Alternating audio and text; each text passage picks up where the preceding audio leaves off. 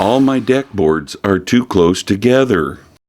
If all the decking boards are too close together on your deck, it's doomed to failure.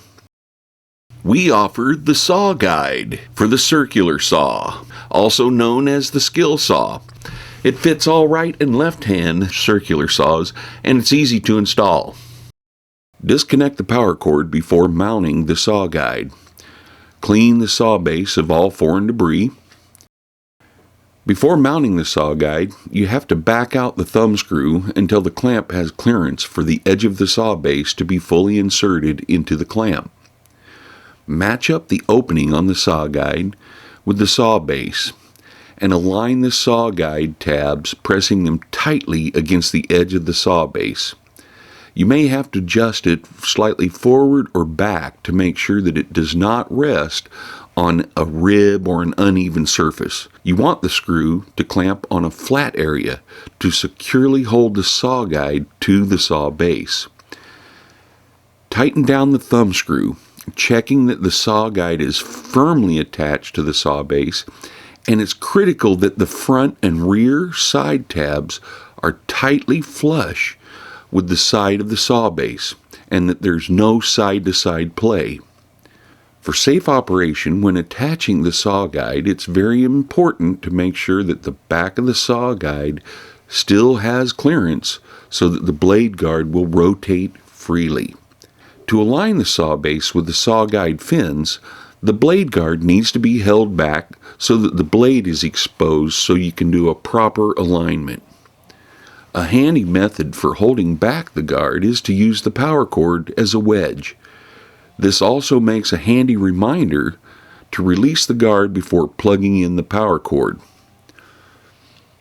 Place the saw upside down in a stable horizontal position.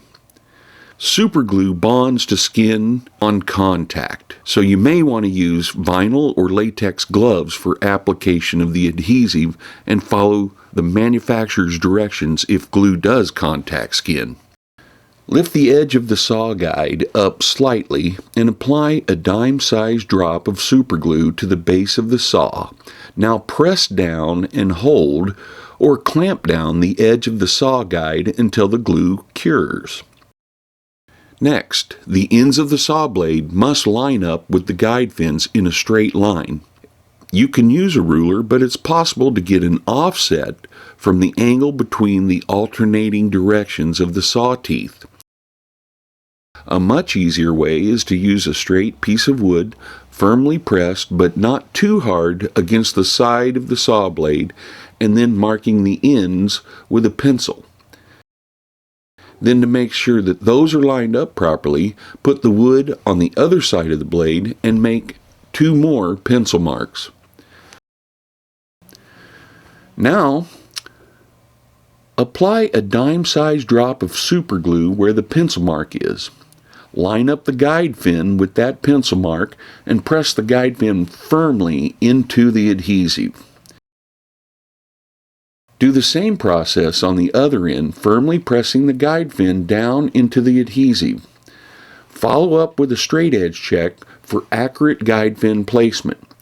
Allow time for the adhesive to fully cure before continuing on. You want to make sure those guide fins are very secure. Before using the saw guide, you need to measure and set the saw blade to the required depth. Using a card or a piece of paper as a depth gauge, place it on top of the floor joist in between the decking and make a mark on the side. Measure the length from the paper and subtract a 1/16 of an inch and set the saw depth to that measurement. An alternate method is to set the depth by setting the saw down on the end of the decking and raise the blade till the bottom edge of the blade just clears the bottom of the decking. If the blade is set too deep, it'll damage your floor joists. Now release the guard and check that it rotates freely. Always wear your eye and hearing protection before operating the saw.